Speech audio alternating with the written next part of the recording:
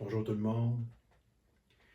S'il y a bien une notion dont il est difficile de faire abstraction quand on a un intérêt pour l'aspect spirituel de la vie dans le monde aujourd'hui, c'est celle de l'éveil spirituel, ou de l'éveil tout court, comme on l'appelle souvent. Ça reste une notion assez vague, un concept plutôt fourre-tout, qui est utilisé un peu à toutes les sauces, particulièrement depuis l'avènement de ce qu'on appelle le New Age. C'est-à-dire depuis qu'il est plus utilisé à l'intérieur du cadre des religions traditionnelles. Autrefois, le concept de l'éveil était surtout relié aux religions orientales, particulièrement le bouddhisme et l'hindouisme. Mais on en retrouve quand même l'idée et le principe dans tous les grands courants religieux, particulièrement dans leur aspect mystique. L'éveil est généralement perçu aujourd'hui comme un phénomène qui survient souvent de façon spontanée, à la suite d'un événement particulier ou après un processus assez court. Il est souvent associé à la dissolution de l'ego, un état de non-dualité dans lequel la réalité se révèle telle qu'elle est.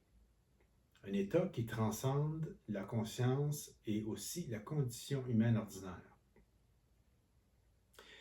Et il n'est pas rare d'entendre de la part de ceux qui disent avoir atteint l'éveil que la seule différence entre eux et le commun des mortels, c'est que cet état existe chez tous les êtres humains, mais qu'eux en ont pris conscience et les autres non.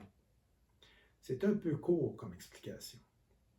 Je trouve que ce genre de réponse-là sème davantage la confusion qu'elle aide à comprendre un phénomène qui était déjà assez difficile à saisir quand il était utilisé dans le cadre des grandes traditions spirituelles.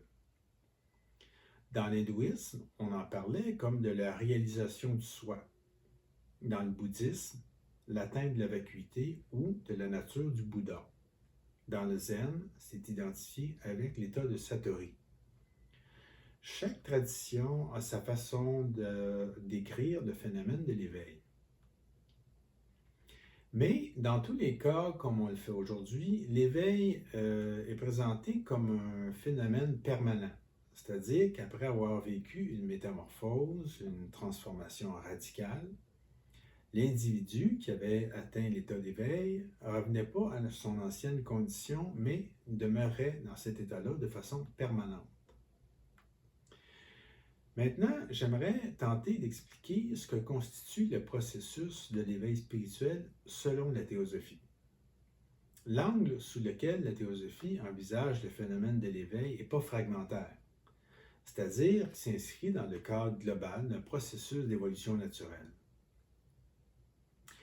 La notion d'éveil est en opposition avec celle de sommeil. Donc, l'éveil spirituel implique nécessairement le passage d'un état de sommeil à un état où on s'éveille à une autre réalité. On n'a qu'à prendre comme exemple l'éveil peut-être le plus célèbre, celui du Bouddha qui était assis sous un banyan et qui a atteint l'illumination ou l'éveil complet. Mais pour être honnête, penser qu'on peut faire une transition subite d'un état de sommeil profond du point de vue de la conscience spirituelle à un état d'éveil spirituel total, sans rien entre les deux, ça ne fait pas beaucoup de sens quand on y pense. Je vais élaborer un peu là-dessus et ensuite je reviendrai à mon exemple de l'illumination du Bouddha. Il y a un vieux dicton en latin qui dit « Natura non facit saltus », ce qui veut dire « La nature ne fait pas de saut ». Tout se fait de façon progressive au sein de la nature, même si parfois, sur notre plan de conscience limité, des changements peuvent paraître subits. Si on prend comme exemple le cas d'un papillon qui émerge de sa chrysalide, on sait que même si de l'extérieur il n'y avait pas ou peu de changements, le papillon se formait progressivement, graduellement. Et après cette transformation-là, le papillon a émergé de sa chrysalide parfaitement formé. Tout le monde sait bien que la chenille ne passe pas à l'état de papillon de manière subite. C'est exactement la même chose dans le cas de l'éveil spirituel. Sauf que ce qui correspond à l'état de chrysalide chez le papillon n'est pas visible chez l'être humain quant à sa nature spirituelle. Et pour bien comprendre le phénomène de l'éveil, comme celui de n'importe quel processus évolutif au sein de la nature, il faut faire appel au principe universel de la pluralité des vues successives, la réincarnation. Tous les efforts qu'un être humain déploie pendant son existence vers la vie spirituelle ne portent pas nécessairement leurs fruits dans la vie actuelle. Et c'est justement, entre autres choses, la raison d'être des états que traverse l'être humain entre la mort et une nouvelle naissance. Certains états de la vie post-mortem transforment les expériences de la vie en facultés qui pourront parfois apparaître pendant la vie suivante comme si la conscience faisait un bond en avant de façon subite. C'est en somme l'actualisation d'un état qui est la résultante d'un travail intérieur. Si je reprends mon exemple du Bouddha, c'est un peu le même phénomène, sauf que dans le cas d'un être d'une nature spirituelle si élevée, la réalisation complète de sa nature divine, en tant qu'être humain, devait être achevée depuis très longtemps. Mais pourtant, il a certainement dû, pour en arriver là, pour en arriver à un tel degré d'éveil, passer par toutes les étapes d'un processus graduel qui s'est étendu sur des périodes de temps immenses. Mais une fois atteint l'éveil spirituel le plus élevé auquel un être humain puisse accéder, il devait probablement, à chaque existence, récapituler un certain processus pour pouvoir l'actualiser dans un nouveau corps. Donc, disons que pour l'être humain en général, l'éveil est un phénomène qui peut sembler apparaître soudainement, mais qui en fait est la résultante d'une évolution progressive. En réalité, du point de vue théosophique, pour refléter réellement ce qui se passe, on devrait élargir le concept de l'évolution d'un être humain, comme de tous les êtres vivants d'ailleurs, en parlant plutôt d'une série d'éveils successifs. Il n'est pas nécessaire d'être un grand observateur pour se rendre compte que la complexité croissante des formes de vie va de pair avec une montée de la conscience au sein de la nature. La conscience d'un animal, comme le chien, est plus développée que celle d'une souris, par exemple. Donc, il y a bel et bien une hiérarchie de la conscience chez les formes de vie existantes. Et il y a aussi un fait qui est de plus en plus admis, c'est qu'il y a aussi une certaine forme de conscience chez les végétaux. Certains scientifiques sont même convaincus que la conscience est partout, même au sein de la matière minérale, jusqu'au niveau atomique. C'est aussi ce que soutient la théosophie. Donc, au fur et à mesure que la conscience se déploie à travers les formes de vie de plus en plus complexes jusqu'à l'être humain, on peut parler d'éveil progressif de la conscience, tout au long du processus de l'évolution. La vie qui anime les formes vivantes, et ici je fais allusion à la vie non pas comme principe vital, mais comme principe animateur, quel que soit le nom qu'on puisse lui donner, l'esprit, l'âme, la monade, atma, peu importe, eh bien, ce principe-là développe la conscience à travers les formes matérielles construites par la nature. Et ce processus-là est rien de moins qu'un processus d'éveil. Et cet éveil-là, ou ces éveils-là, si on préfère, sont en réalité que les potentialités de l'esprit ou du principe divin, si on veut l'appeler comme ça, qui passent d'un état qui est latent à un état actif. Alors, quand on dit qu'un être humain a atteint l'éveil, c'est ce processus-là qui est en activité. Et chez l'humain, il y a tout au long de son évolution une multitude d'éveils qui se produisent sans cesse. Certains peuvent être soudains, comme je l'ai mentionné, remarquables, même spectaculaires, ou au contraire, dans la plupart des cas, se faire tout doucement au fil du temps et des expériences humaines.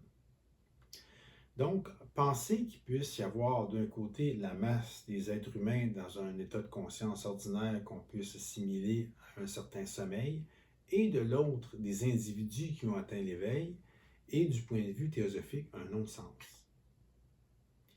Mais il n'y a pas de doute que cette conception-là, très étroite de l'éveil spirituel, est entretenue par des individus qui en tirent un avantage.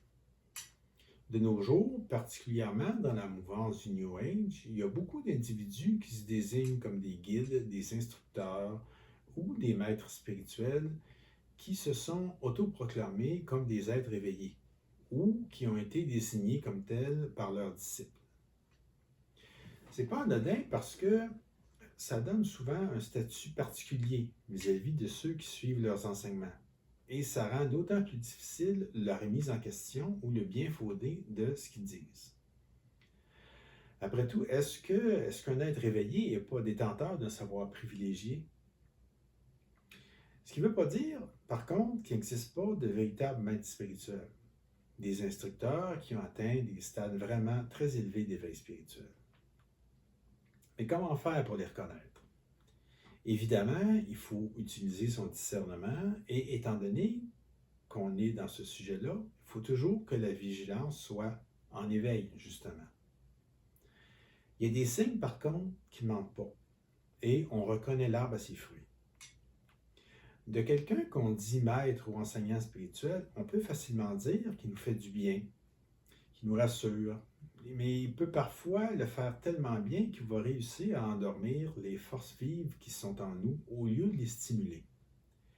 Mais pour dire véritablement qu'il est bon, on prend en considération la qualité de son être propre et le don total de lui-même quand il transmet son enseignement. Ce que je veux dire par là, c'est qu'il n'en fera pas un commerce. Il ne vendra pas son enseignement. Et ça, ce sont réellement les plus beaux fruits auxquels on reconnaît l'arbre. Et qu'on se le dise, la spiritualité véritable ne se monnaie pas, en aucun cas.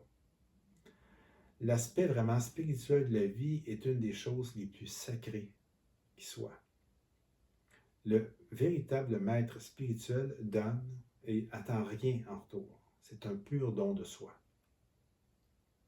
Est-ce qu'on peut appeler enseignant spirituel une personne qui construit autour de son enseignement une multinationale? La marchandisation contemporaine du spirituel, c'est un fléau. Le maître authentique cherche à libérer son élève, à lui apprendre à penser par lui-même et non pas à lui servir un prêt à consommer pseudo-spirituel qui va le nourrir juste assez pour qu'il soit encore plus affamé le lendemain. Un enseignant spirituel va aider son élève à trouver le chemin vers le maître intérieur dont je parlais dans ma dernière vidéo. Il ne cherchera certainement pas à le maintenir dans un état de dépendance.